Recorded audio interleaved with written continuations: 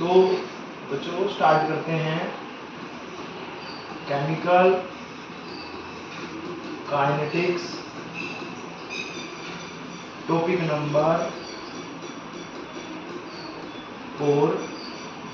सबसे पहले बात करेंगे हम आज किसके बारे में, रेट कांस्टेंट। रेट कांस्टेंट, तो रेट कांस्टेंट क्या है। तो जब बात करें हम रेट कांस्टेंट की, जो कि हम के से डिनोट करते हैं, तो ये कहाँ से आया। तो according to rate law, according to rate law, कोई भी एक रिएक्शन है जनरल रिएक्शन के लिए, जैसे ए के ए मोल प्लस बी के बी मोल रिएक्शन करके हमको सी के सी मोल देते हैं। तो यहाँ पे रेट लॉ क्या कहता है, rate of A reaction is directly proportional to concentration of A power alpha, इसी प्रकार से concentration of B power beta. तो यदि हम आगे शुरू करें, इसको आगे बताएं, तो रेट जो हमारा होगा के और ए की पावर अल्फा और बी की पावर बीटा, और ये जो हमारा जो आया है के, दिस इज, ये जो के है इसी को हमने क्या कहा, रेट कांस्टेंट। रेट कांस्टेंट, ये हमारा क्या है, रेट कांस्टेंट है। तो रेट कांस्टेंट क्या है, उसकी डेफिनेशन देखें। तो रेट कांस्टेंट, रेट कांस्टेंट ये क्या है, it is the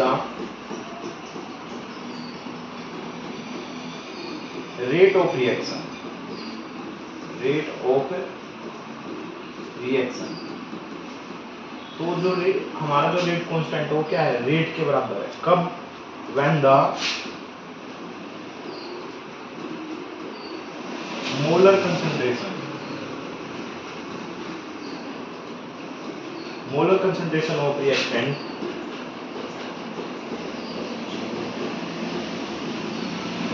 are taken as, reactants are taken as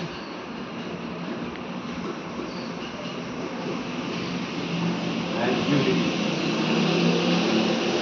जब हम कंसंट्रेशन को क्या ले लेंगे, किसी भी रिएक्टेंट की यूनिटी ले लेंगे, तो हमारा जो रेट है वो किसके बराबर हो जाएगा, के के बराबर। कैसे प्रूव करें, देखिए ध्यान से। जैसे रेट लॉ क्या कहता है, अकॉर्डिंग टू रेट लॉ क्या है, रेट जो है हमारा किसके बराबर आया, k concentration of A alpha concentration of B beta.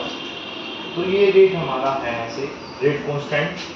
तो यदि इनकी कंसंट्रेशन हम क्या करें, यूनिटी, और वो यूनिटी कैसे होगी देखें। तो rate is equal to k concentration of A power 0 concentration of B power 0। और जब किसी की पावर 0 होती है तो वो 1 आएगा इंटू 1 इंटू के।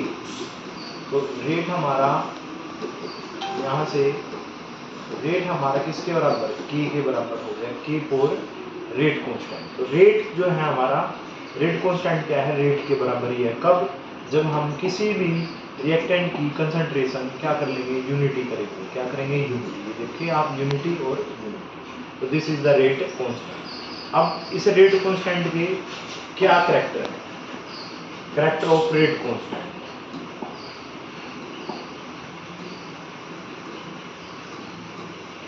कैरेक्टर ऑफ रेट कांस्टेंट,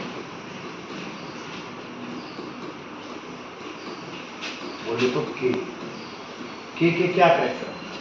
तो सबसे पहला कैरेक्टर क्या है, द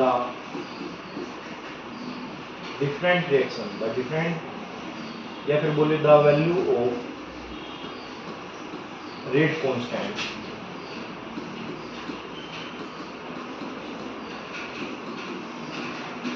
इज डिफरेंट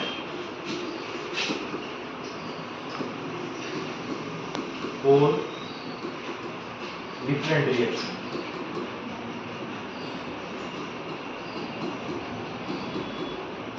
जो रेट कांस्टेंट की वैल्यू होगी, बोले तो के की वैल्यू जो होगी वो डिफरेंट होगी, किसके लिए, डिफरेंट रिएक्शन के लिए। जैसे हमारा पाई है, पाई की वैल्यू हमारी फिक्स होती है 22/7, ऐसे ही हमारा एच है उसकी वैल्यू फिक्स है, हमारा के इलेक्ट्रोस्टैटिक कांस्टेंट होता है उसकी वैल्यू फिक्स है। तो इस प्रकार से यदि हम यहाँ पे बात करें तो हमारे इस के की वैल्यू, रेट कांस्टेंट की वैल्यू जो है वो फिक्स नहीं होती, वो हर एक रिएक्शन के लिए अलग होगी। जैसे हमारे पास में 2CO प्लस में O2 गिव यू 2CO2, इसका जो रेट कांस्टेंट होगा वो K1 कुछ भी हो सकता है। ऐसे ही हमारे पास रिएक्शन 2NO प्लस में O2 गिव यू 2NO2, इसका रेट कांस्टेंट हमारा क्या होगा, K2 होगा, उसकी वैल्यू अलग होगी। तो इस प्रकार से हम कह सकते हैं value of the rate constant is different for the different reaction. Second की बात करें हम, सेकंड क्या कहते हैं, रिएक्शन हैज different value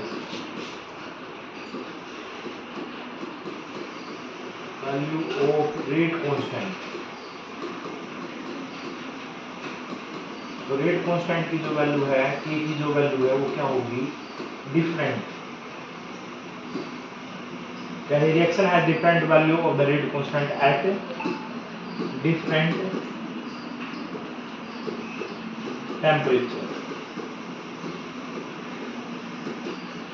तो डिफरेंट टेम्परेचर पर हमारे जो रेट रिएक्शन का रेट होगा उसकी वैल्यू क्या होगी, डिफरेंट होगी। जैसे वही एग्जांपल 2CO प्लस में O2, ये हमको 2CO2 देगा, परंतु यदि हम इसी रिएक्शन को 273 पे करेंगे तो ये K1 वैल्यू होगी, 274 करें तो हमारी K2 वैल्यू होगी। इवन यदि हम थोड़ा सा भी बढ़ाते हैं तो भी हमारी वैल्यू क्या होगी, अलग होगी। तो एक रिएक्शन के लिए भी रेट कांस्टेंट की वैल्यू सेम नहीं हो सकती, कब, जब डिफरेंट टेम्परेचर हमारा होता है। अब बात करें हम next third, unit of rate constant. जो रेट कांस्टेंट है उसकी यूनिट है वो क्या है, वो डिपेंडेंट होगी, डिपेंड्स अपॉन, किसके ऊपर डिपेंड करेगी, order of reaction, order of reaction,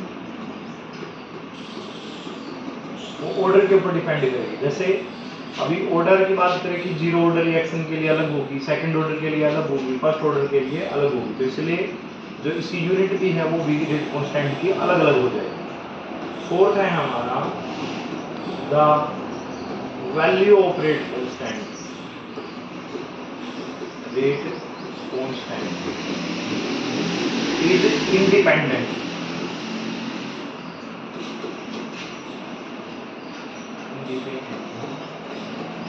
of concentration of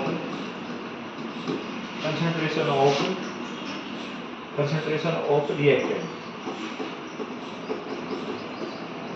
तो कंसंट्रेशन के ऊपर कोई इसका भी प्रभाव नहीं होता है।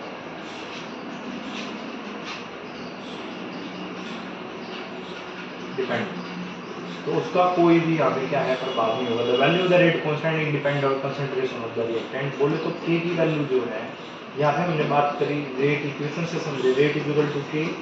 अब ए की वैल्यू हमारी कुछ भी हो, उसकी पावर कुछ भी हो, 2 है, 4 है, अल्फा है, बीटा है, तो इसका जो के की वैल्यू के ऊपर कोई भी प्रभाव नहीं होगा। तो इसलिए क्या, the value of the rate constant independent of the concentration of the reactant reactant की जो है कंसंट्रेशन के ऊपर इसका कोई प्रभाव नहीं पड़ेगा।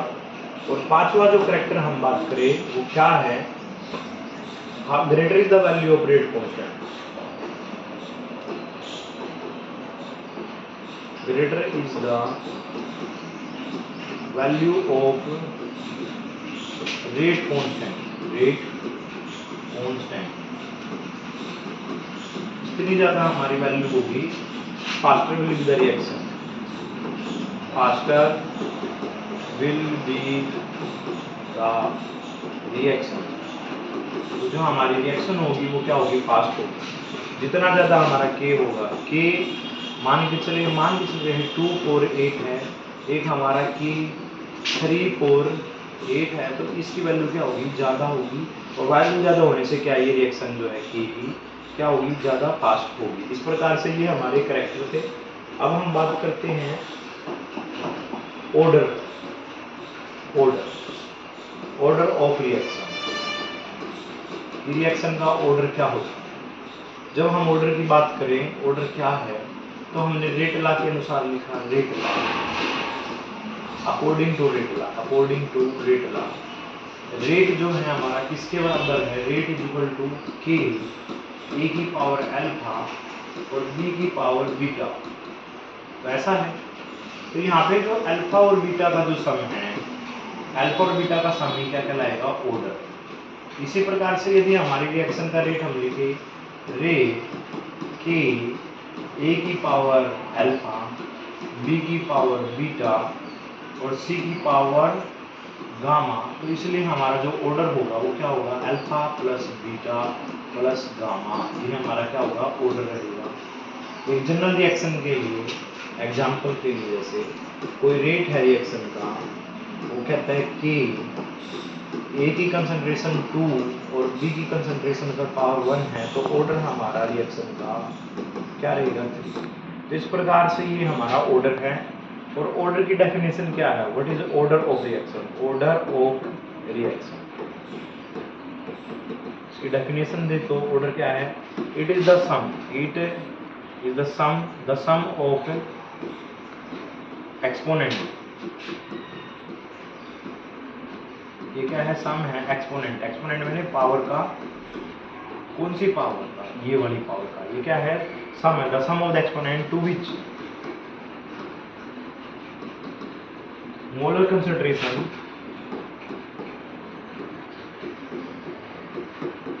ऑफ रिएक्टेंट, जिससे क्या मोलर कंसंट्रेशन जो हमारे रिएक्टेंट की होती है उसको क्या करते हैं? एक्सप्रेस करते हैं। Express in the rate law.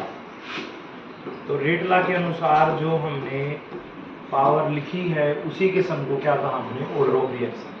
अब देखते हैं नेक्स्ट कैसे पता करें। जैसे हमारी कोई रिएक्शन है और उसका रेट क्या कहता है? रेट इज इक्वल टू के ए की पावर 1/2 और बी की पावर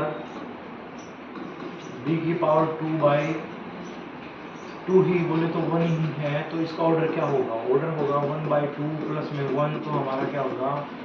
1/1/2। तो डेड ऑर्डर की हमारी रिएक्शन होगी, 1.5 ऑर्डर की हमारी रिएक्शन होगी। ऐसे ही यदि हमारा रेट है वो क्या है? कि ए की पावर 2 बी की पावर 2, तो ऑर्डर हमारा होगा क्या? 2 प्लस में 2, तो कितना हो गया हमारा? 4 होगा। ऐसे यदि रेट लिखा हमने के ए की पावर 0 बी की पावर 0, तो ऑर्डर क्या होगा हमारा? ऑर्डर ऑफ रिएक्शन होगा 0 प्लस 0, 0 ही होगा। ऐसे यदि हमने लिखा के ए की पावर 4 और बी की पावर 4, ऐसा हम लिखते हैं, तो इसका ऑर्डर क्या होगा? वैसे हायर ऑर्डर की रिएक्शन जो है, आपका एनसीईआरटी का क्वेश्चन भी है, उसमें कहता है कि हायर ऑर्डर की जो रिएक्शन है वे पॉसिबल नहीं है, परंतु फिर भी देखने के लिए 4 प्लस में 4 ऑर्डर हमारा क्या होगा? 8। इस प्रकार की हायर ऑर्डर की रिएक्शन पॉसिबल नहीं होती। क्यों नहीं होती? क्योंकि एक समय में इतने सारे मॉलिक्यूल जो कोलाइड नहीं करते। तो इस प्रकार से हमने देखा कि हमारा ऑर्डर क्या है? कुछ भी हो सकता है। नेक्स्ट बात करते हैं unit of rate constant. Unit of rate constant, rate constant. तो रेट कांस्टेंट बोले तो के की यूनिट क्या होगी? देखें, मान के चले हमारा 0 ऑर्डर रिएक्शन है, 0 ऑर्डर, उसके लिए करें हम, तो उसको लिखते हैं हम रेट इज इक्वल टू के ए की पावर 0 हो सकता है, ठीक है, या फिर हम लिख सकते हैं इसको रेट इज इक्वल टू के ए की पावर 0 बी की पावर 0। तो रेट की जो हमारी यूनिट होती है वो क्या होती है? मोल पर लीटर पर सेकेंड। और के कंसंट्रेशन, देखो कंसंट्रेशन की जो यूनिट होगी वो क्या होगी? मोल पर लीटर। परंतु रेट जो होता है उसकी यूनिट क्या होती है? मोल पर लीटर पर सेकेंड। तो इस प्रकार से दोनों वैल्यू पुट करेंगे। तो यहाँ पे हमने पुट किया क्या? मोल पर लीटर और पावर 0, और जब 0 हो तो पावर तो क्या होगा? 1, ओके, इंटू में 1, तो हमारी के की यूनिट क्या आई? मोल पर लीटर पर सेकंड। तो लिख सकते हैं मोल लीटर और पर सेकंड। तो इस प्रकार से हमारे जीरो ऑर्डर की ऐसे इसी प्रकार से यदि हम इससे निकाल लें तो के यहाँ पे भी हमारा क्या हो जाएगा मोल लीटर पावर जीरो, ऐसे ही मोल लीटर पावर जीरो, और जीरो पावर होने से 1 इंटू के। तो यहाँ पे रेट की यूनिट क्या लिखते हैं मोल लीटर और सेकंड। तो इसका मतलब के की यूनिट जो आएंगे हमारी के की यूनिट आएगी वो क्या आएगी मोल लीटर पर सेकंड। इस प्रकार से हमारा होगा सेकंड ऑर्डर के लिए। फर्स्ट ऑर्डर रिएक्शन के लिए फर्स्ट ऑर्डर रिएक्शन के लिए हम करें जब तो रेट जो है हमारा के की पावर 1, तो रेट को लिखेंगे मोल पर लीटर पर सेकेंड के मोल पर लीटर। तो यहाँ से मोल कैंसल, लीटर से लीटर कैंसल, तो के की यूनिट हमारी होगी सेकंड इनवर्स। इसी प्रकार से यदि हम बात करें थर्ड ऑर्डर सेकंड ऑर्डर, तो सेकंड ऑर्डर को लिख सकते हैं हम क्या रेट इक्वल के ए की पावर अल्फा ए की पावर 1 या बी की पावर 1, या फिर हम लिख सकते हैं रेट इक्वल टू के ए की पावर 2। तो दोनों में एक ही बात रहेगी। तो यहाँ पे हमारा होगा मोल पर लीटर इंटू मोल पर लीटर, ऐसे ही के, और यहाँ पे लिखे तो क्या है मोल लीटर पर सेकेंड।